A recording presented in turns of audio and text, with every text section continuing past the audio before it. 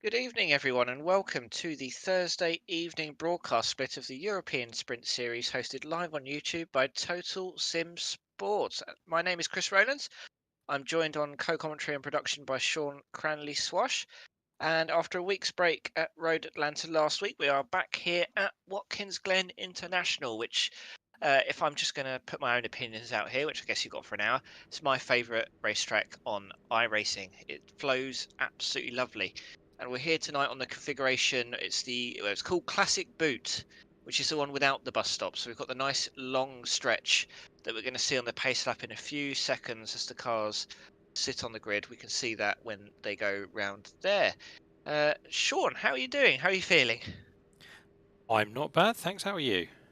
Yeah, I'm all right. I'm looking forward to this race. I've got a lot of Effect Motorsport teammates racing. I think there were 5 or 6 planning on getting in here, but so competitive is our LMP2 split today that I think only 3 of them have managed to make it in. I won't give them undue prominence. I know we're not on the BBC here. I'll just give them the occasional shout out and give them horrendously biased commentary, so long as they're doing well. But we can take you through the grid in a second as they have just got underway. So in our LMDh category, we've got a familiar face of Dennis Robin Wolf, who is on pole. He did a 1:24.466. He left it very late in qualifying. He hadn't even set a time with 3 minutes of the 8 to go. So obviously not a man who struggles under pressure. Less than 2 tenths behind him, Paulo Lopez is alongside him on the front row of the grid. And then Enrico Flameling, Lorenzo Scanfurla, row 2, half a second and 7 tenths back respectively, with Morgan Soom and Vladislav Polyakov on row 3. We've got 11 cars in total in our LMDh field. And then let's have a look at our LMP2 field. We've got a former race winner of a broadcast split on pole in Andrew Dawson with a 1:29.291. But just half a tenth behind is Thomas King in the number 2 car. I don't know if my memory's failed me. I feel like King has also won a race in the broadcast, so he's certainly a strong driver. And then row 2, just a tenth and a bit behind our pole sitter is Dennis Vujas and Tyler Klausch. And then row 3, we've got regulars Claudio Visparelli and Michael Vesta. They are 3 and 4 tenths behind as well. In fact, the entire 12-car grid separated by just 1 second. And again, another familiar name in Max Kuss down in 12th. So honestly, I think anyone could win in the LMP2 field tonight. That's a very, very strong field. And then our GTEs looking very Porsche heavy today, and an all Porsche front row indeed, with Junior Borges on pole and Kevin Pierretz on the front row with him, a quarter of a second behind his 1:36.342. Juan Carlos Martin is on row 3 alongside Jose Rodriguez. And Juan Martin, our first of 3 Chevrolets, with Leonardo Nastasi in 5th in the second of those. Max Chambers, again, another regular, and nearly the whole grid within a second. And let's give a shout out to Matthew Albert as well for driving the sole Ferrari. Sadly, no BMWs or Fords today, so Sean won't be giving any undue prominence to the Ford drivers. That is for those of you listening who drive the GTE, if you do want to make sure you get decent airtime, drive the Ford GTE is my advice. And if we're where I think we are, we're between 9 and 10. And with no Alexander Spets on the grid to spin it as we come around this corner, we should hopefully get a clean getaway, unlike that was 3 seasons ago that happened. Although we've got a lot of weavers in the background. Let's hope that doesn't come back to bite anyone. I'm sure the LMP2 field in particular would like that to not bite them. When is Dennis Wolf going to pull the trigger? He's got the inside line as we come into turn 1, and we're off. And Dennis Wolf has got the jump on Paulo Lopez, who is already having to defend from Enrico Flameling. But actually, he's gone in very, very deep into turn 1. Is that going to compromise him coming up the S's and into the outer loop? But it looks like everyone in LMDh has got away safely. We're going to go too wide through the S's. Flameling's up to second. He's on the inside there in the red car. And he's going to have the inside into the outer loop. We don't have the bus stop on this configuration, so that is very much the advantage to be on the inside there.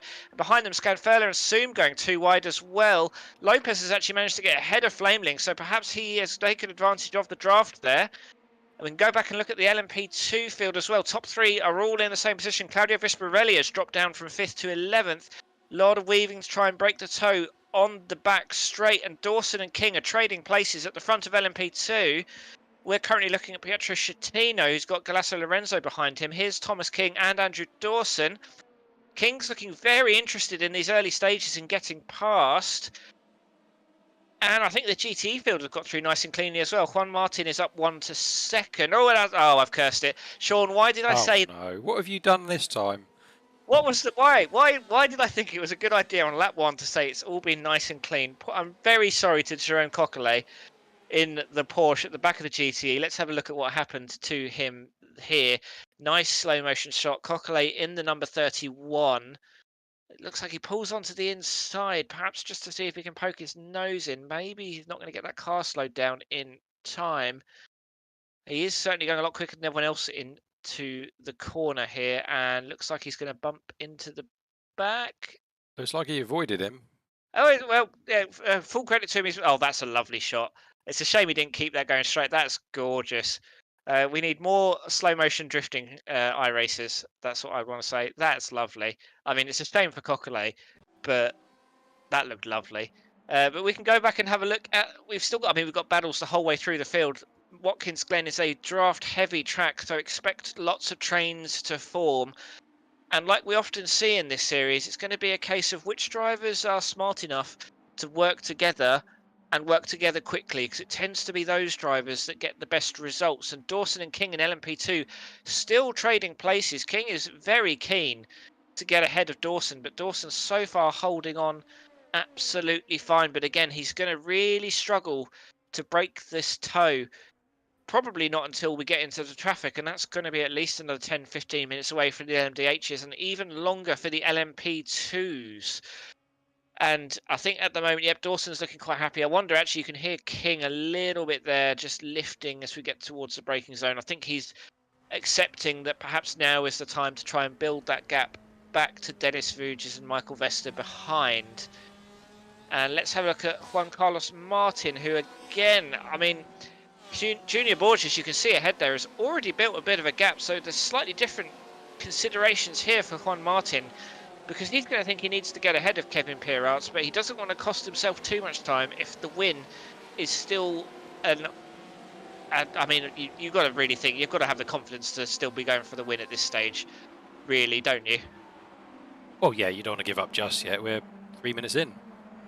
I mean, I've had races where I've been on the lead lap and I've given up after 3 minutes, and I think Claudio Visparelli at the back of LMP2 has had to pit. I think he's perhaps had some issues with Matthew Gautier Thornton, which you might be able to get a replay of here, see what's happened. So, bit of netcode, bit of over-enthusiastic defending of the line, shall we call that. But I think netcode was perhaps more to blame, and a nearly lovely J-turn, but not quite enough runoff room to do that. But that is both Gautier and Visparelli's races pretty much done with, I would suggest, although Gautier is still running.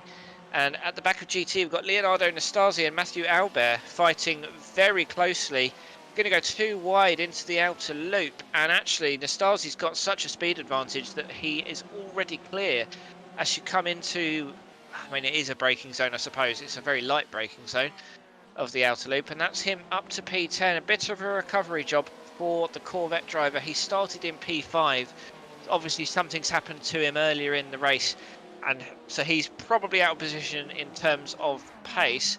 But Enrico Flameling and Morgan Soom, we saw Flameling get ahead into second, and now he's having to defend from the Frenchman Soom, the car 23, who has taken the outside line. I wonder with the better downforce of these cars if that is the better line, because it becomes the inside into the next corner, and that is indeed what has happened. Morgan Soom there with a lovely overtake, but again, he's going to have his work cut out for him if he's going to want to break the toe of Flameling. But again, they've got Scanfurla just behind in the 19 to watch out for as well, and a little bit of a slide there coming into turn 5 for Flameling. That's the driver pushing that car to the edge of its grip. I mean, you'd imagine, Sean, 5 minutes in, the tyres are beginning to warm up, so you can start throwing these cars around a bit more. But at the same time, they have got to look out and make sure these cars last a full hour, haven't they? Yeah, I mean, from a GTE perspective, everyone's kind of hitting their fastest lap 2-3 laps in, and then the pace is kind of dying off. I don't know if it's the same for these prototypes, but I'm going to guess it is, just because I want to guess that it is. It's sort of how motorsport generally works, to be fair. It's just True. physics at the end of the day. It's just whether or not iRacing's modelling is doing accurately. And those of you who are in the Discord, you may well have seen a linked post from iRacing staff. They went through the technical details a few weeks ago about the tyre modelling, but just the physics modelling in general. So it's worth a look. So if you've not joined the European Sprint Series Discord, there is a link in the description of the YouTube chat. Come and join us there. You can find that forum link there, or just go on the iRacing forums and look it up. You know, you're all adults. You can search for data on the internet. You've grown up with it. That's not what we're here for, though. Let's talk about the racing instead, and let's have a look at Simon Vernier and Marvin Nagy at the back of the LMDh field, 10th and 11th, and we're going too wide here, and it looks like Vernier's got the advantage over the other Frenchman of Nagy there. But again, this is sort of a track. I mean, there's corners you wouldn't really want to be making a move on, but you could go too wide really through the entire circuit without losing a ton of time. So I'm expecting to see some big battles. And I think Nagy and Vernier have just got places again further back, but we're just about to approach the start of traffic time as Dennis Wolf is approaching Jerome Coquelet. We saw earlier would do that mega drift, and he's caught at a nice simple time, as has Paulo Lopez. But Sean, you'll know this feeling well as a GTE driver, but this is the stage of the race where you really just hope, whoa, let's not talk about that, because Paulo Lopez has just lost it on turn 1.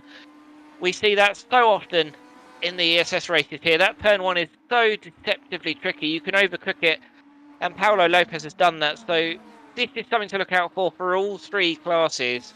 The drivers who are just pushing a bit hard and in the dirty air. Let's see from Paulo Lopez's on board. And yeah, these LMDHs, they're so trigger happy losing the rear. I don't think Lopez will be the last person in an LMDH to do that this evening. And as I was just saying, for the GTE drivers, that's not what you want to see, is a big train of LMDHs coming around and then LMDHs throwing themselves off the track. It must be probably, I imagine, Sean, is it the most nerve-wracking part of the race for you?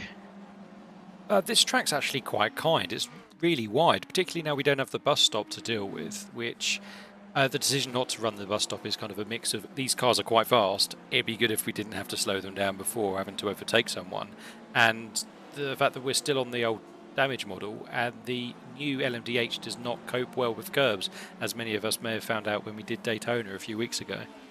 Yes, that was quite a spicy time for several people, I think.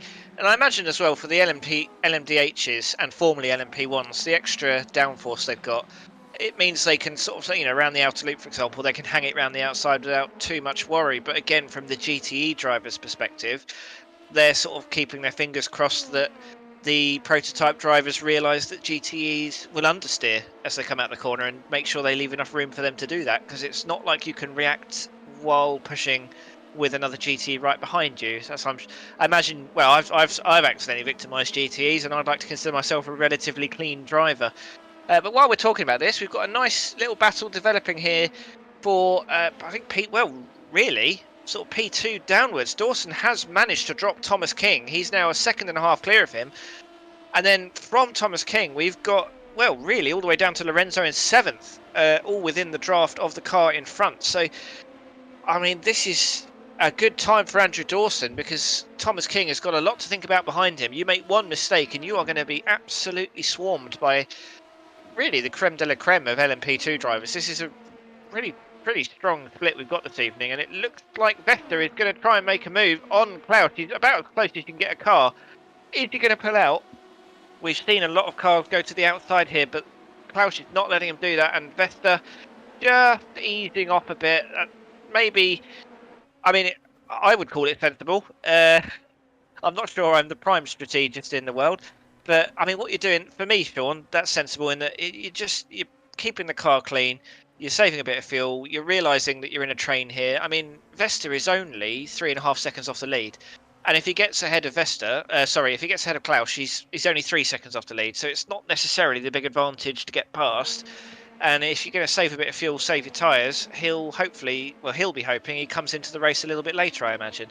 Yeah, you're exactly right there. He's if he does get past that car, where does that put him? He's going to have the same car right behind him, and he's going to have another one in front. You're looking at the pace of the guys ahead. they're looking about the same pace as well. They're doing 31.3s, the lot of them. Why move? Save fuel and hope that you can skip them on the pits.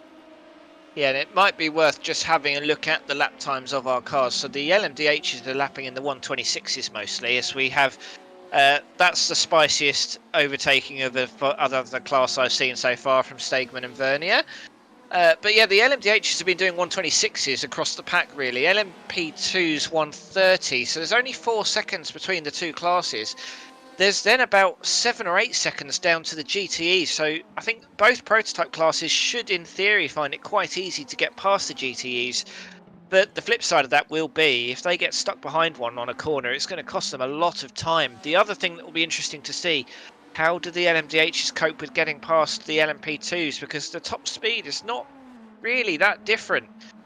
And I mean, well, I guess actually, Sean, maybe with Watkins having a lot of flowing corners, actually it's going to be, as you were saying earlier, a relatively easy circuit to overtake on. But I guess we'll find out in about 15 to 20 minutes.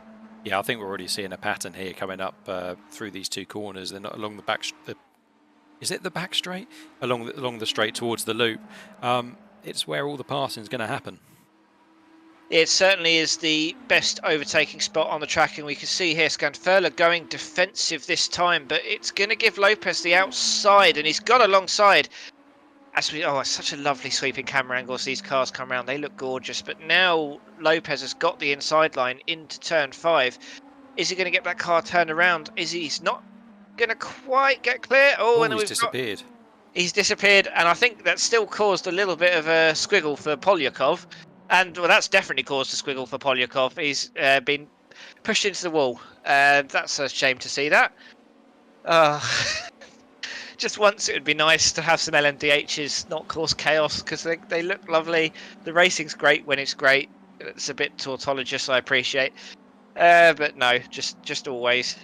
Yeah, we'll call that a... Oh dear. Oh dear. Oh, I'm going home. It's easy to sit in a commentary box and criticise, but these drivers are pushing as fast as they can. I remember on the old Watkins, when it was turn 9 here, this was the difficult one, and it's actually, now we've got the GTEs getting compromised by damaged LMDHs. We'll see if Stegemann is able to keep going. Is he going to go into the pit lane? I would suggest it would be a good idea. Maybe he's not got any damage. It doesn't look like he's got damage. He did kind of hit him head on as well. Should we go back and take a look and see actually what happened in the lead up to that? Yeah, I think that would be a good idea. When we can find, there we go, we can find it there. The intricacies of the background. I mean, again, your line's going to be compromised going too wide, I guess, here. Getting on the throttle a bit too early. And the thing is, you are a passenger once that happens. And I mean, full credit to him, he's not taking anyone else out, which is easier said than done sometimes. So, there are some positives to be had there. And also, it's easy for me to sit in a commentary booth and criticise, but when you're pushing this car to 100% of its limit on these fast corners, it is so easy to lose it. If you just either have a momentary lapse of concentration, you push just a little bit too hard, or something else happens. And we're neglecting a nice battle in GTEs here. Alessandro Patiglio's got ahead after dropping down the order. He's up in P7 at the front of our screen there. And then Leonardo Nastasi, Lionel Cummings and Chris Proles are all fighting. I mean, it's sort of splitting into 2 separate battles here, Porsche and Corvette, and then Porsche and Corvette. So it'll be interesting to see if the different machinery is going to be of advantage. Oh, and that's a big slide, and well saved there by Nastasi, but that's going to give Cummings the run on him. Nastasi defending the inside. Cummings not quite clear of him there. Was the room given? Just about. And I think maybe Nastasi has a bit of damage, perhaps. Or just those cooked tyres weren't really happy there, because he's also been overtaken by Chris Proles now. And our P5 qualifier is back down to P10 for the second time. And again, Sean, it just goes to show you can do all this good work, but in these hour-long races, consistency is key. Yeah, I don't know if it's just me, but in these GTEs, it seems to take a lap or two to get the tyres back when you do something like that. I mean, it kind of looked minor, but it puts enough heat in them that it just ruins your lap when these cars are right on the edge. And yeah, I mean, we've still got 45 minutes to go, which is again why just to praise our LMP2 field here. We've got a lot of sensible drivers, Thomas King and backwards, who are driving very quickly, because to be doing 131s in the LMP2 is very good. Let's just say that. And this entire train, I mean, Andy Dawson's a very, very quick driver, so they're doing quite well to only be 2.5 seconds behind him. But they're about to approach the GTE. This is going to completely change the... Oh, that doesn't help. And that's killed at least one. I think that's Tyler Klausch that's got caught by that. Yeah, and Albert as well. I can see an effect. Oh dear. Shatina, oh dear. Maybe we all need to go home. I mean, let's focus on the positives. Lorenzo and Cox have made up 4 or 5 places from that, as has Kaya Mares. That's Mathieu Albert in the Ferrari. I mean, he was a passenger there. And I think we've just had a bit of a knock-on effect further up the road from some of the other LMP2s. But, oh, it's not going well. No, I think we're having a little bit of accident time. Oh, blimey. Yeah, now I'm pretty sure a yellow flag might have been worth looking at there. That's the thing. That LMP2 was the wrong way up for a bit there. Yeah, I mean, that's the thing, isn't it? You see these yellow flags go up. You know that, I've got a position to make up. And it's then just raw luck whether you're going to get through or not. And, you know, half the time, we all get through anyway. I guess it's probably the same aggression that gets these drivers up to the iRacing level that they're at. It's the same aggression that sees them have these insane, stupid crashes when the yellow flags are thrown, because you need to take the aggressive option to win races usually, because you get drivers like me who are just a soft touch, will let people by and will always be polite. That's why I'm commentating and not in a top broadcast race. I think something else has happened in LMDh as well, because we've lost Enrico Flameling to the pit lane, and as much as I've turned down in-game voice chat, he's not a happy bunny. And there's Tyler Klausch trying to take that car back to the pit lane without a... Oh, dear. And so that was a crabbing a little car, so... Yeah, that probably should have gone back to the pits before he... should be towing that, quite frankly. Yeah. Again, Lorenzo and Cox and Marais have made up places from it, so that's nice. And I suppose, Marvin Nagy, Simon Vernier in LMDh, they're up 3 and 4 places respectively. Morgan Soom is now up to 2nd. He qualified in 5th. And actually, to his credit, he's only a second and a bit behind Dennis Wolf, who we've seen be very quick in this series. Well, basically every time he's in this series. So all credit to the number 23 Frenchman, who's, he's having a good race. Lorenzo Scanfurla's 5 seconds behind him. So if he can keep this clean, that's looking for a very solid result. We've got 8 LMDHs still on the lead lap. We've got 7 LMP2s on the same lap. We've only lost 2 GTEs, from the lead lap. Jerome Coquelet still going. And they were pretty much collateral damage as well. Yeah. So let's celebrate GTE drivers. For now, I'm sure it'll be their turn next. We're just working our way down the format. But this lovely train we had in LMP2 is now just Thomas King and Dennis Fuges. Let's see, how can they navigate the traffic? Okay, I mean, King has got through nice and easily. I think Fuges has compromised just a little bit, but he's still going to be within the draft. And again, this is the trouble you're going to get in a track like this, where you are just basically drafting the whole lap round. Is that once the car is in your draft behind you, as long as they don't make a mistake, they are going to be with you for quite a long time. Now, of all of our crash drivers, the positive for them, I suppose, is that they crashed in the pit window. But having said that, none of them have been able to get out within the 2. They've all been stopped for at least 2 minutes. So I think the damage in almost all cases is terminal there. I mean, Mathieu Albert, who pitted on lap 10, he had a 48-second stop. But I don't think he's going. I think he's left. So that'll be why. Yeah, for reference, you probably don't need 10 seconds in your box in GTEs around this track. No. I mean, at this stage, who knows what anyone needs. There's a battle at the top. Oh, yes. Morgan Soom is having a very good second quarter of this race. He's now right on the tail of Morgan Soom, Dennis Wolf, rather. And let's have a look at their last lap. I mean, Soom was 0.8 of a second quicker on that last lap. I wonder how much of that was traffic, how much of that is just there's more pace in that car. It's the traffic, and I think the fact that Wolf's driving a Porsche liveried BMW doesn't help. Yeah, there's that is a bit cursed. But again, you can see the LMP ones in the old days, they'd be clearing those GTs on the straight with no hassle whatsoever. Morgan Soom there, it almost looked like he was about to get into the braking zone without having cleared them. But I think that has been the cause of some of the silliness between classes. And actually, we nearly saw something happen there. It's very awkward when you catch another car just as they're about to start heading over to the other side of the, because the racing line between 5 and 6 there is that you slowly come across the line. I've just realised I'm gesturing with my hands. None of you can see my hands. So you do get those miscommunications sometimes across classes where you can see just up there the road there. If Wolf had been catching the GTE along there, the GTE wants to go across. And we've seen so many times before instance there, but perhaps today where the field has been so badly reduced by the driving we've seen in the first 22 minutes, maybe that won't happen.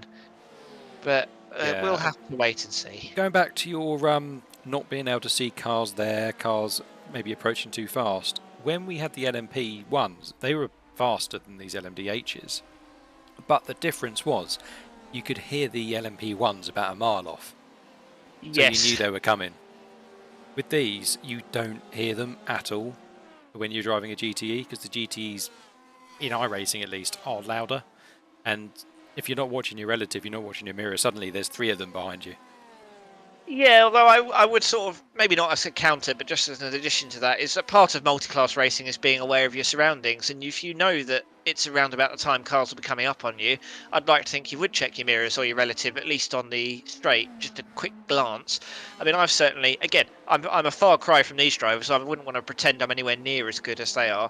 But I always keep an eye on what's going on. And funnily enough, I very rarely have crashes. Well, I do, but they're down to driver error, not down to lack of awareness.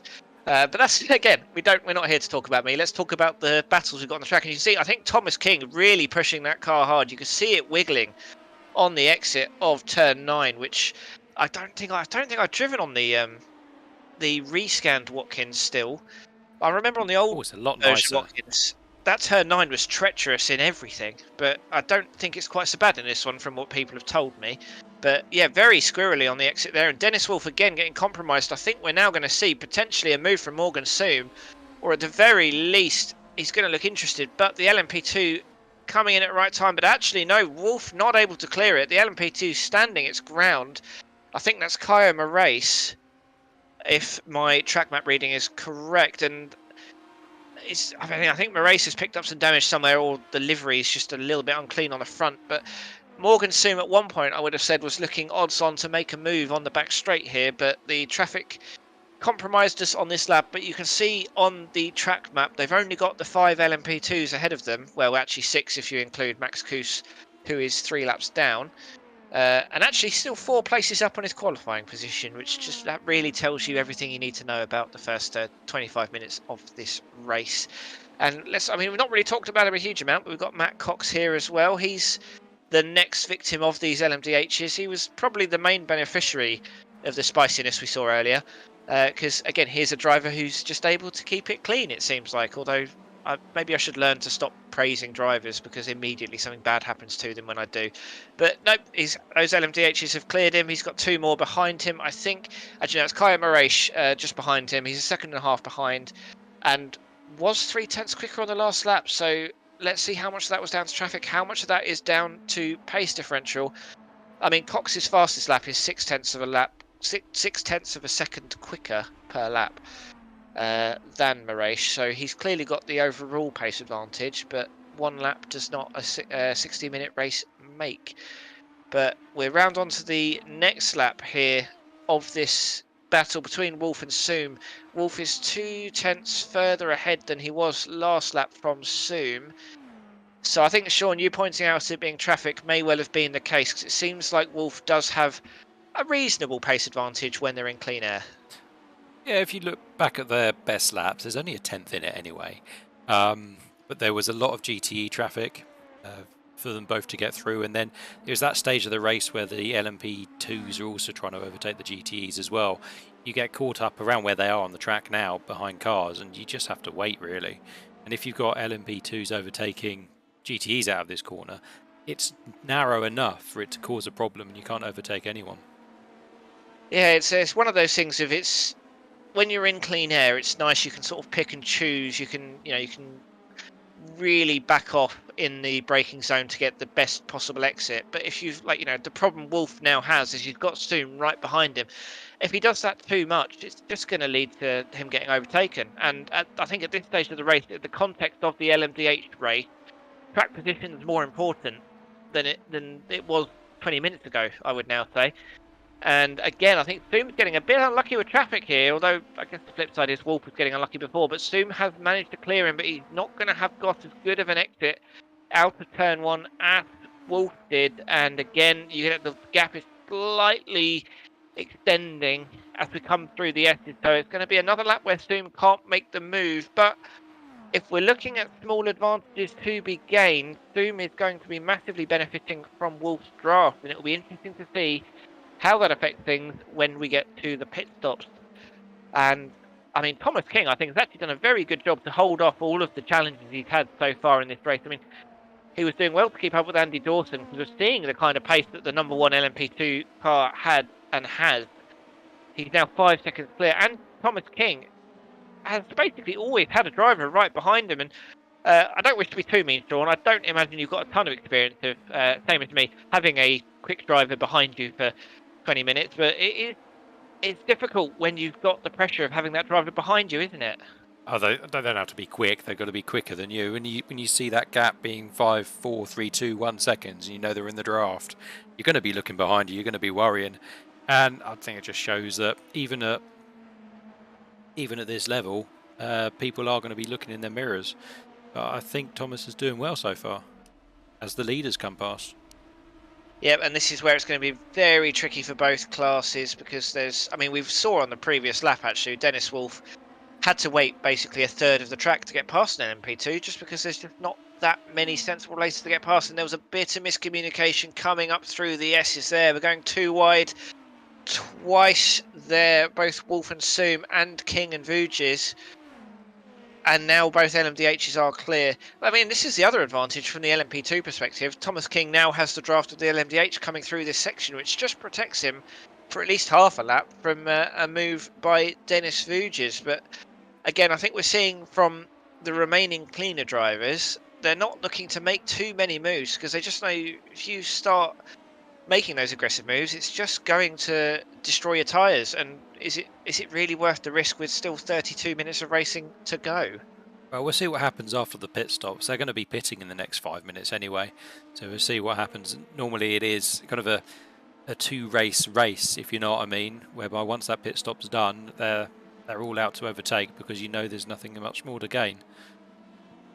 Yeah, that is very much the case. We've seen far more aggressive racing within classes in that last 5-10 minutes. And again, Thomas King very happy, it seems, to get the power down in that car on the exit of 9 and just let it squiggle. But it doesn't seem to be affecting him so far. But is it going to be putting too much heat through his tyres? Is that going to be an advantage for Dennis Vujis later on in the race, as we now have, I think, Lorenzo Scanfurla just behind? He's got past Vujis, but he's going to have to wait to get past Thomas King. But again, it's another lap where King is protected from a move by Vujis, and it's a similar story for the battle of the lead of LMDH to what it is the battle for second here, where that gap is, again, it's just been extended out to 7/10, and I think traffic is just compromising it every lap so far.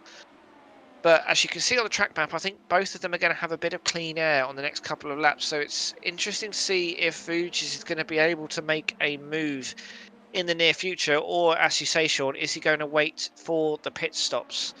And actually, that's quite gracious room leaving there. But again, discretion, the better part of valor often. Yeah, I mean, with this layout, the most important corner for everyone is turn 1. And we've seen a lot of cars that are in the battle, either the car in the front or the car behind of the two, be slowed down enough to compromise their run out of turn 1.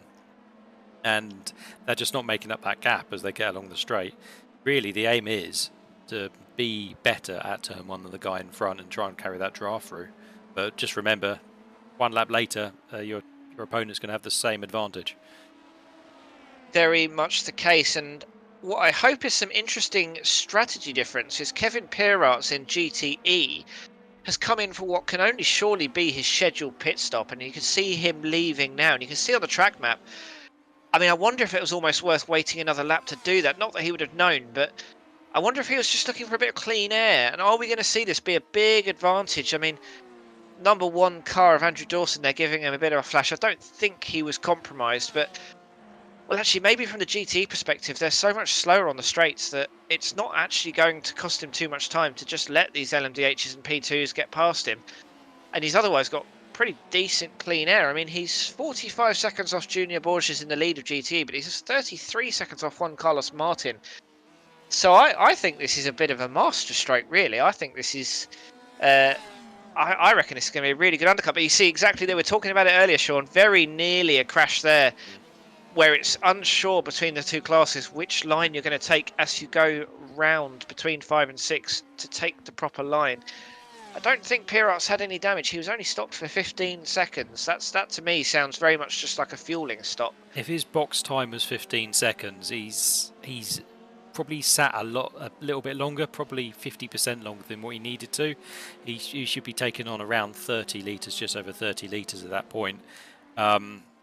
He is, however, did you say 30 seconds behind second place? That's a good place to be. The turnaround's probably about 35 seconds.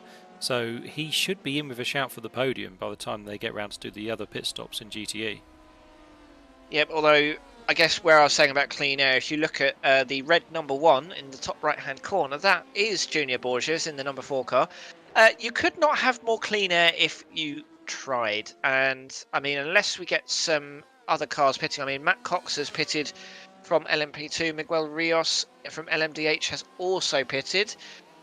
Rios stopped for 36 seconds, which to me sounds like a bit of damage was repaired as well as taking on fuel. Matt Cox will... I mean, it's nice to get an indication first stop from each class, really. It's nice of our drivers to consider us here because you don't often get these early stops across all 3 classes. As Matt Cox continues to be stopped, I do hope for... I mean, I guess I'm technically part of Effect Esports, although I'm probably their worst driver. So I suppose I should root for their drivers. I mean, Andy Dawson's winning in LMDh. Matt Cox stopped for just under 30 seconds, which, if my memory is right, that's about right. It's been 2 weeks since I last looked at an LMP2 pit stop. But again, if it is damage, it's not a huge amount of damage. But again, I don't think Thomas King has had a single minute of this race where he's not been in a battle with someone. Although that's the first time we've seen him exit turn 9 that I've noticed him not have a bit of a wiggle. So, yeah, there's good and bad. Yeah, Thomas King. Well, I'll tell you one thing. If you're in a battle for the whole race, as the guy behind went in the pits, if you're in a battle for the whole race, you're going to come out of that race at the end, no matter whether you finish behind the guy or in front of the guy, and know you've had a good race. And that's why we're here, to have those good races. And when you're battling for an hour and it's non-stop, you're just going to love it. And I must say, it never feels like an hour when you're in those kind of situations. It flies by, and it is, that is why we're here. We want to race. We just, it's nice when the cars don't all go bang like they did 20 minutes into this race. But very much the LMDh pit window seems to be open. Lopez, Soom, and Stegemann have all pitted. Dennis Vujic from LMP2 also pitted as well. So it'd be interesting to see how his stop compares to Matt Cox, and if Matt Cox is able to get past him. Well, I think Vujic was ahead of Cox before the pit window, so probably won't quite happen. They are quite long stop. Vujic stopped for 26 seconds, and the overall pit window for him 5 seconds quicker, so a bit more efficient there of a pit stop.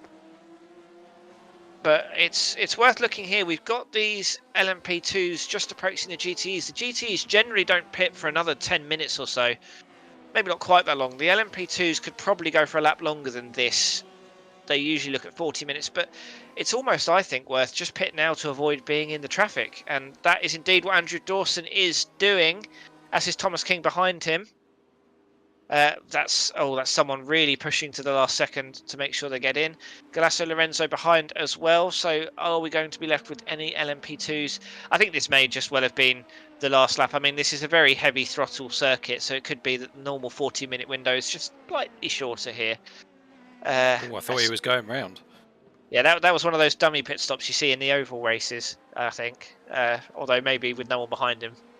It might just be a new novel line. So Vujic is the first person round that's actually done a pit stop, by the looks of it. It'd be interesting to see who he's able to get past here.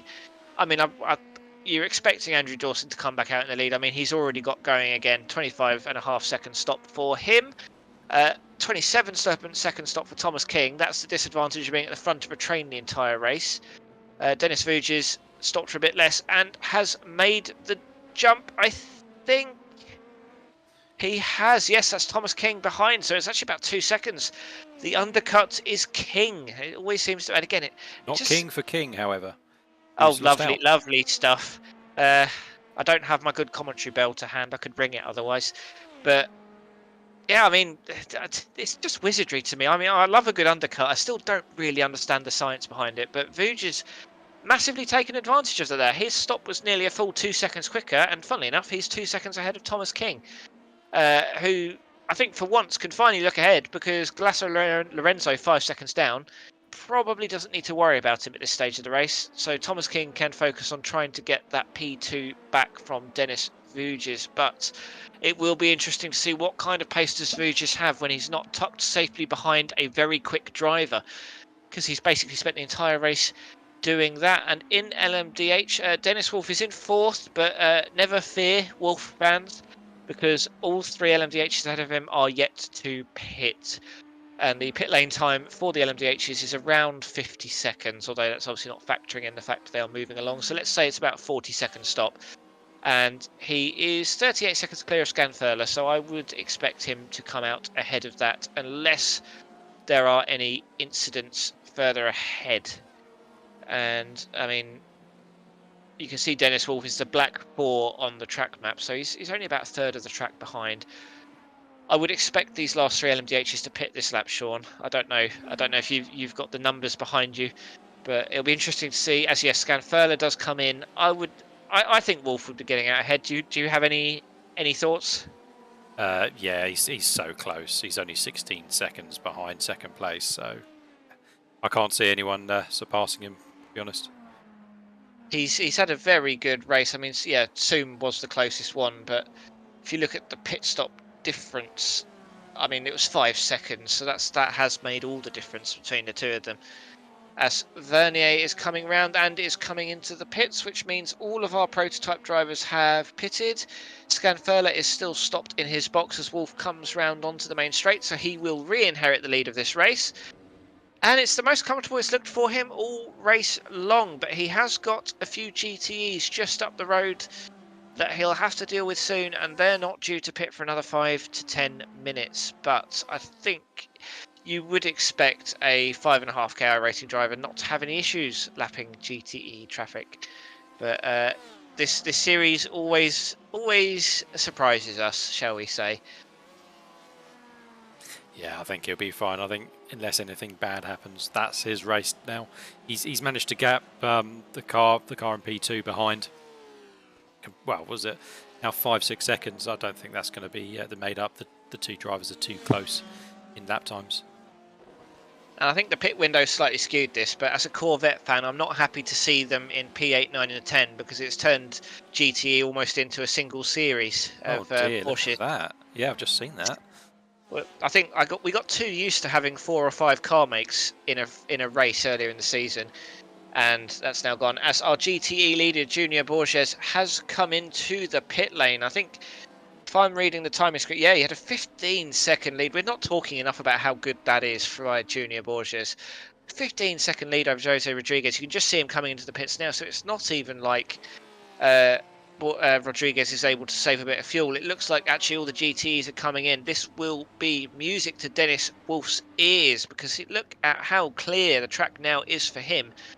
And well, for the entire front-running LMDH field. It's just a shame we don't really have a battle developing. Maybe Lopez Scanfurler, if Scanfurler can find a bit of pace, but I think Lopez's fastest lap was 0.3 quicker than Scanfurler's fastest.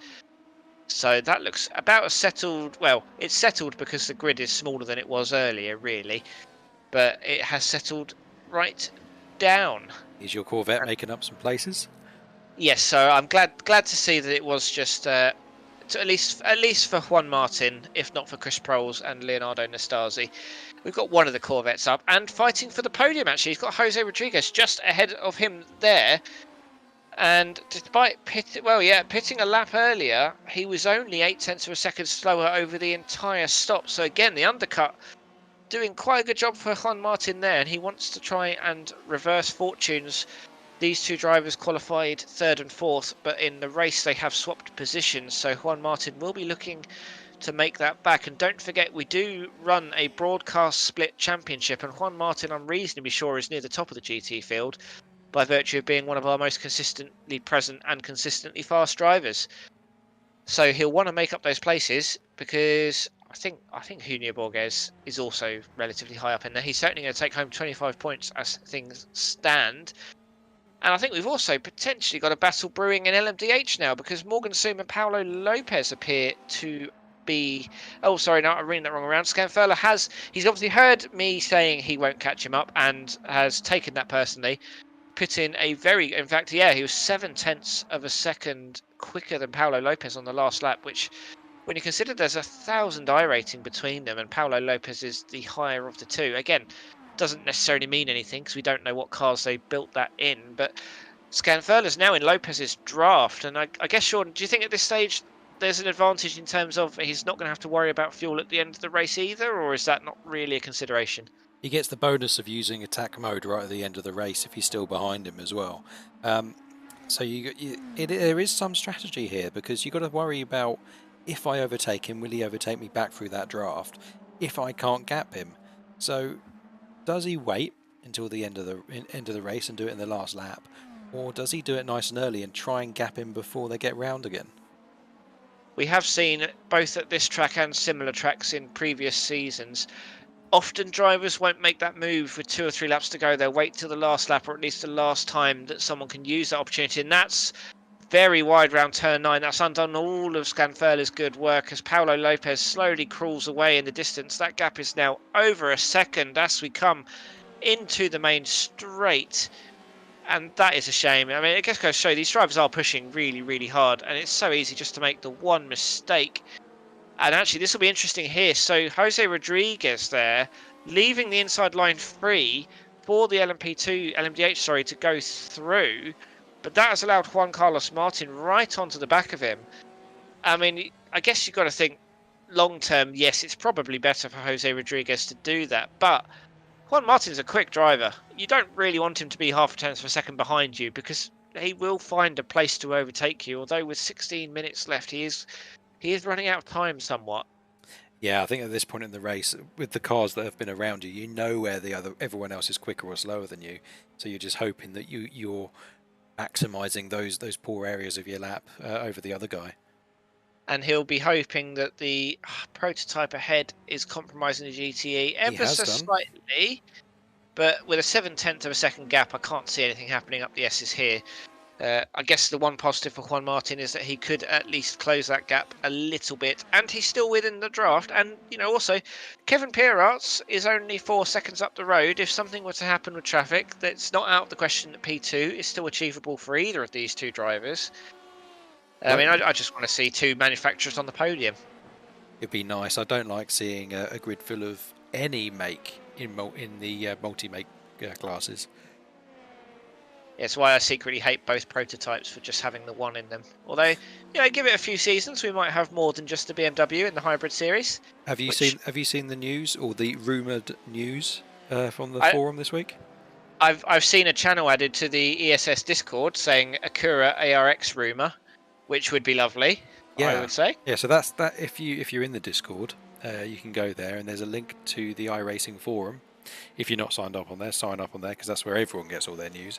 And there was someone taking sneaky photos of someone taking sneaky photos of an Acura, and that someone was actually an iRacing staff member. So who knows? Sometimes the speculation is more fun than the racing. Oh, definitely. Sometimes. And actually, this battle, I mean, again, I keep slagging off Scanfurler, and he keeps catching back up to Paulo Lopez, so I've got to stop it. He's clearly a quick driver. well back into the draft.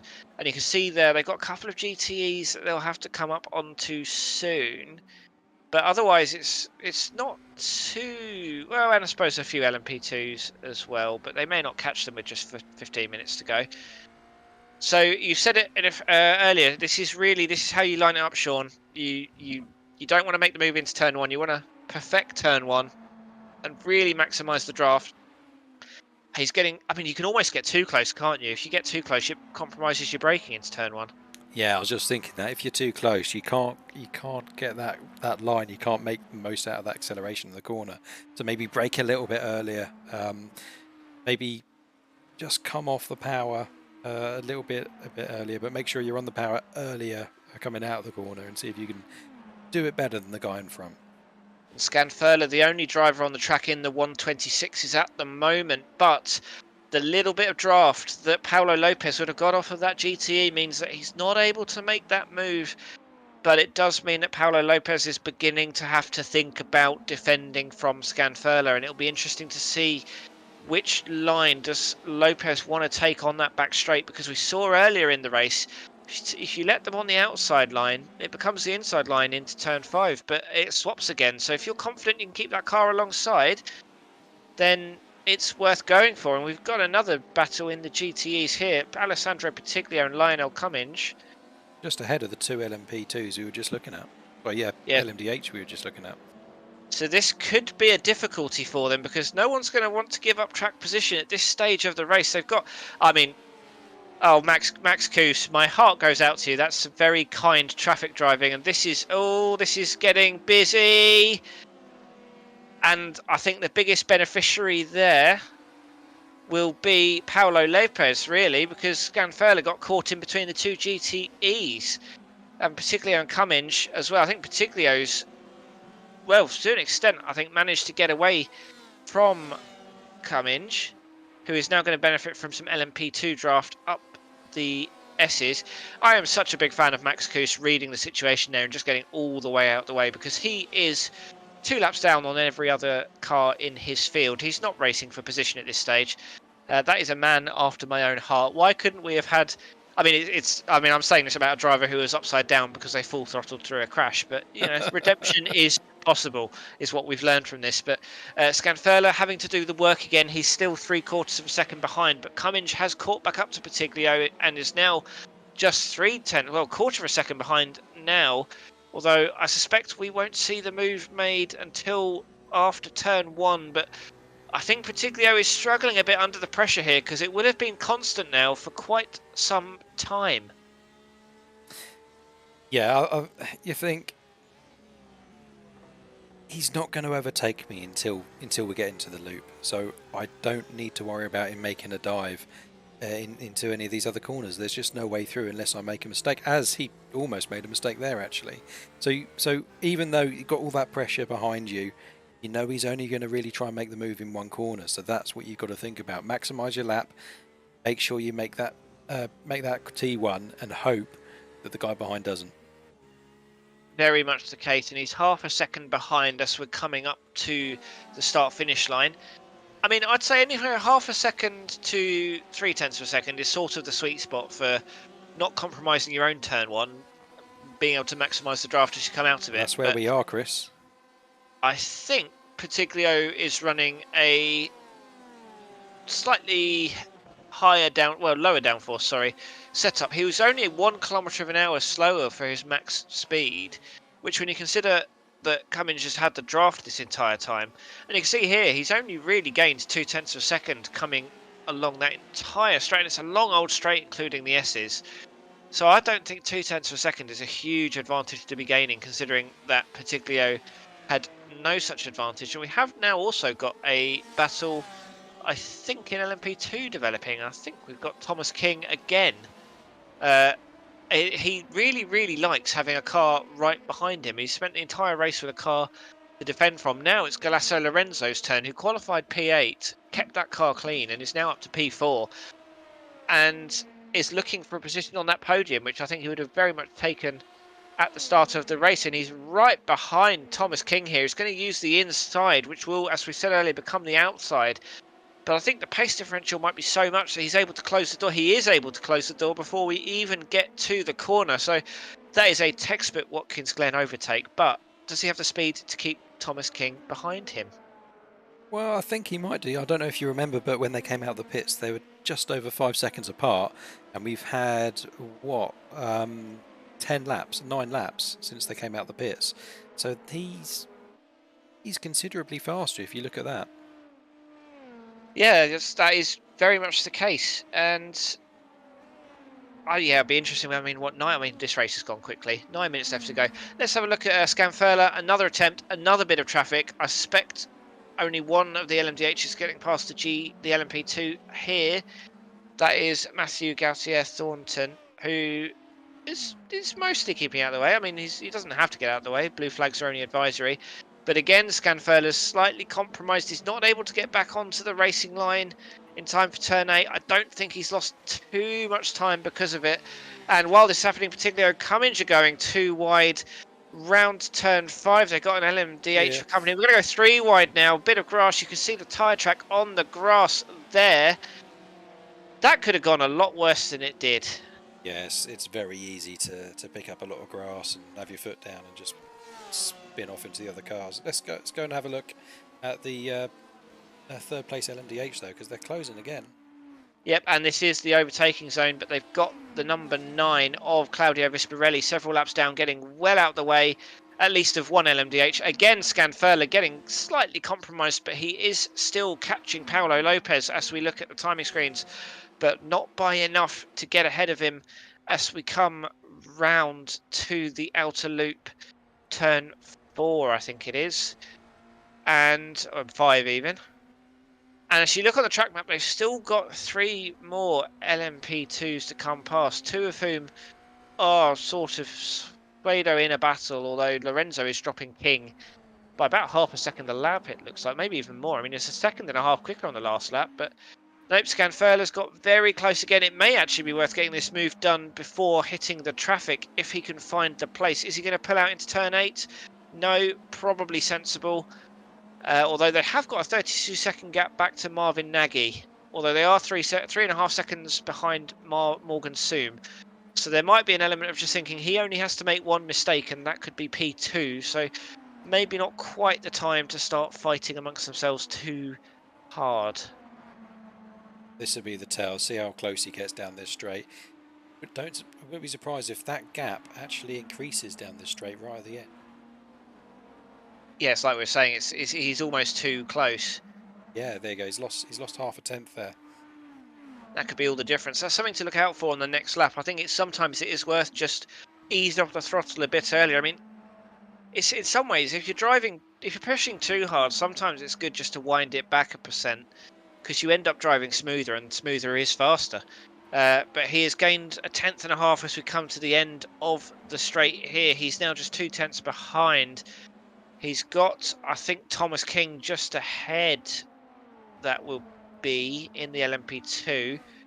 Well, actually, no, it's Kayama Reishu who's caught. So, yeah, Thomas King is not having a good time of it towards the end of this race. So they've actually got 5 LMP2s to still get past. That's Kayama Reishu just ahead. And then it will be Thomas King as well. I think maybe that is. Oh, yeah, I actually wonder if the timing screens are getting it slightly wrong, because that seems to think Thomas King is neck and neck with Kayama, unless that's not Kayama Reishu. That wasn't Kayama Reishu, that's why. I'm just blind, apparently. I have no idea who you were looking at. I was looking at a car. Surely that's good enough. And he got out of the way as well. Yes. But again, that's if you're not in a race, that is sometimes just the best thing to do. But yeah, here is the battle for the 2 LMP2s. Thomas King has been, for a driver able to keep up with Andrew Dawson, who, need I remind you, is now 13 seconds clear, I think, or 10 seconds clear of Dennis Vujicic in P2. About as easy a race as you could possibly have after the first 5 minutes. And are we going to go too wide here? Kayama Reishu does seem to have the speed advantage. They are going alongside with an LMDH, giving Maresh the draft round the outside. Leave each other enough room, please. We've had enough of the battling going wrong this race. Maresh is now going to have the inside into the next turn, but unless he can get clear, it's going to be the outside, and he has managed to get it clear. Is Thomas King going to look to make a move coming into the next corner? I don't think... I think that move was just before the braking zone, but that was Kyoma Race just making sure that Thomas King was aware that he's not going to let him make a move, and you can see going defensive early there. That's Sean. I love that. That's very sensible, very clear car body language usage. That's good driving in my books. Yeah. I think just point out where you are and what you're doing, and making sure the other guy knows he's got no chance. I was just thinking, as I said, that's good driving. We had in the background cars sort of weaving all over the track. But, you know, when you're in an intense battle, as Lopez and Scanfell are and have been for over 20 minutes now, you're going to start, you know, other people's races don't really matter at that point because you're hyper-focused on this battle. And Lopez has done a very good job of both keeping Scanfella behind, but also not looking panicky at any stage. But Scanfella is in that sweet spot of 0.3 of a second behind. But I think Lopez is just that little bit stronger into turn one. He's gained nearly 2 full tenths coming through that turn and out of it. Yeah, and I think a quicker turn one there, I think Lopez is so strong into turn one that Scanfella is going to have to start looking at making moves elsewhere because he's obviously benefiting from the draft and having a better infield. But Lopez is perhaps too strong into turn one, and I think Scanfella is just going to have to perhaps commit to the move into, well, say for example, the break. Turn 7 or even the braking zone of turn 8 on the last lap. I mean, you are throwing your eggs all in one basket with that a little bit, but he clearly seems to have the pace advantage on the infield section, or boot section. I mean, it's already named. I didn't need to call it that. Ruben Stegemann and Simon Vernier are also having a pretty intense battle by the looks of things for P6 in the LMDh, and actually they're coming up the back straight as well. So is this Stegemann's chance to overtake Vernier? They qualified alongside each other in 10th and 11th, and they're now 6th and 7th together as well. So very evenly matched drivers. So is the draft going to make much of an advantage? I don't think Stegemann's going to be able to get alongside into turn 4. Get any closer. But I think he does seem to be more confident. He's actually very confident going the outside. Wow, that's a lot of confidence. But I think the exit not able to be quite so good. But he's kept the nose on the inside there. So he's going to have the much better line into turn 7. Oh, he's got him. Well, I think that's the move of the race. That was lovely stuff. It's nice to see a move round the corner and nice and clean as well from car number 28. So congratulations for a lovely move. And actually Simon Vernier as well, credit to him for his part of that, because he didn't close the door in any stupid way, which again is I think something we've seen of a bit earlier. But again, Lopez Scanfella, 0.3 of a second apart, and it's staying the same. We've only got under 2 minutes to go. Where's Dennis Wolf on the lap? I think the next time round, I think the next lap is going to be the white flag lap, because a lap here for the LMDH is 1:27 at the moment, and we're at 1:27 now. So Lopez has got a lap and a half to survive. Scanfella has got a lap and a half to try and find that position. And you can see, I think maybe this GTE traffic they're approaching is the way to go about it. But is Lopez going to get compromised by the LMP2 here? That is number 8. That is Galasso Lorenzo, who's not in a battle, but is in P3. So I can understand an unwillingness to give up any time, because you can see Kaya Marashi in the background, not that far behind. But I guess, Sean, the flip side of that is, if you're going to lose a lot of time if you get punted off the track because you've not let people past. All I'm going to say is it's made it better for us to watch. Oh, yes. Yeah, we can be grateful for that. But Scanfella's almost too quick. Too close behind. Yeah, we're back into that 3. Yeah, every single lap he's to be compromised into that turn 1 the last few laps, and when he hasn't been, he just hasn't been quicker. I think he needs to look at lining a move into turn 8. I think that's going to be his best bet now, because he's got no more. This is his last run up the back straight. These are the only 2 cars within a second of each other left on the circuit. Shout out to all 3 of our class leaders for having such quiet races. They've just done the business very well and very calmly. It always seems to be the way. It's almost as if keeping the car on the track is the best way of ensuring you win the race. I mean, with pace alongside it as well. But Lopez has maintained this gap at between 3 and 4 tenths all the way through this corner. Actually, Scanfella's got very close through on that last section. He seems to be very strong out there. He is going to take the inside. How late does he want to break into this corner? That was very brave from Lopez, closing the door around Scanfella there. And it's paid off, because that is surely the last opportunity on this lap. Although, again, Lopez going very slowly on the exit of turn 9. But there's just nowhere for him to get past, and we're going to see Dennis Wolf take the lead, or take the win rather. Very comfortable in the end for the German or Austrian driver. We've only got the iRacing flag data. I don't want to mislabel his nationality. And I think that is some of the best calm defensive driving I've ever seen from Paolo Lopez. Lorenzo Scanfurter had an excellent race there, but just not able to get past in the end. And Matt Cox, unfortunately, the only driver seemingly unable to overtake Thomas King today. And I think not very nice to either it's driver. Not very nice. No, I'm still angry about all of the death earlier in the race. Clearly, Yeah, that was a lovely train to watch, that one. yes, that was the thing. We were deprived of what could have been. We've seen some excellent battles in LMP2 across the seasons here, and I was really excited for a sort of 7-car battle, and we were deprived of it. But I think a lot of these midfield LMP2 drivers will be quite happy to have made those places up, because it's going to be an iRating gain for Moraes and Cox at the very least. But yeah, I mean that was easy as you like for our class leaders, and as chaotic as you like for everyone else, it seemed. But yeah, it was really the class leaders in classes just drove away. To be completely honest, there was a little bit of a challenge midway through the race to all of them, but as we said, it's always a different race after the pit stops, and I think those quicker drivers at the front probably just had the endurance that the other guys might not have had. Yeah, that's very true, and I think we're just waiting for a couple of GTEs to get round, and then we can. They've just Oh, finished. no, we can. Oh, lovely stuff. So we can give you the official.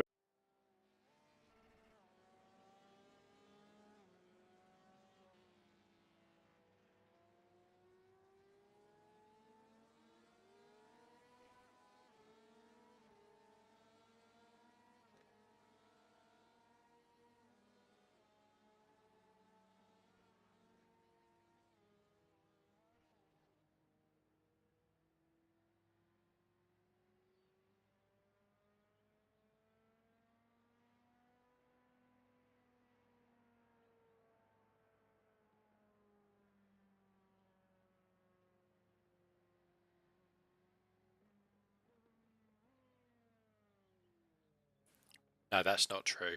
No, he's not being passed by the leader as many times as the others.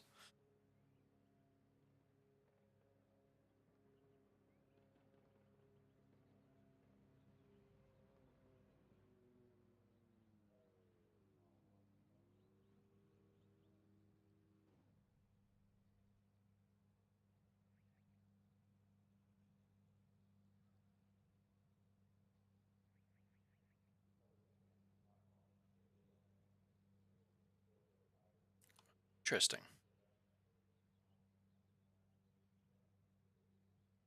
Do you know what? I'm going to blame the camera angle. We didn't see them actually in their pit stalls. Otherwise, we'd have seen that and said something.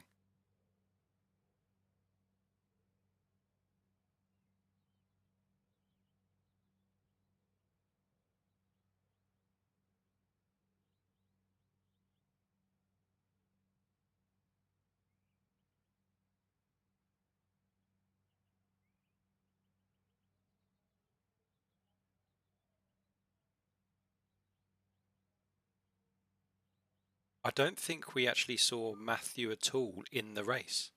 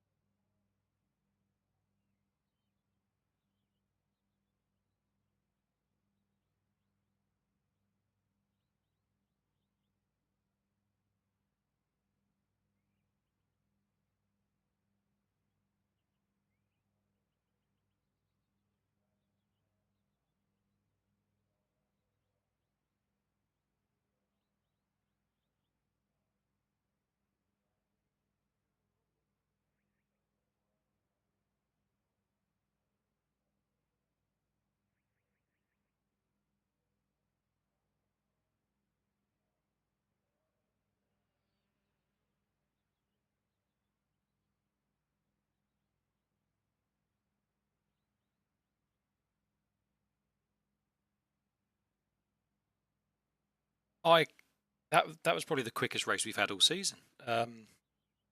But there was no lull, and I think it's this track, especially without the bus stop. You know that there's going to be someone eyeing up a move every single lap somewhere in the field, particularly when you've got 35 cars.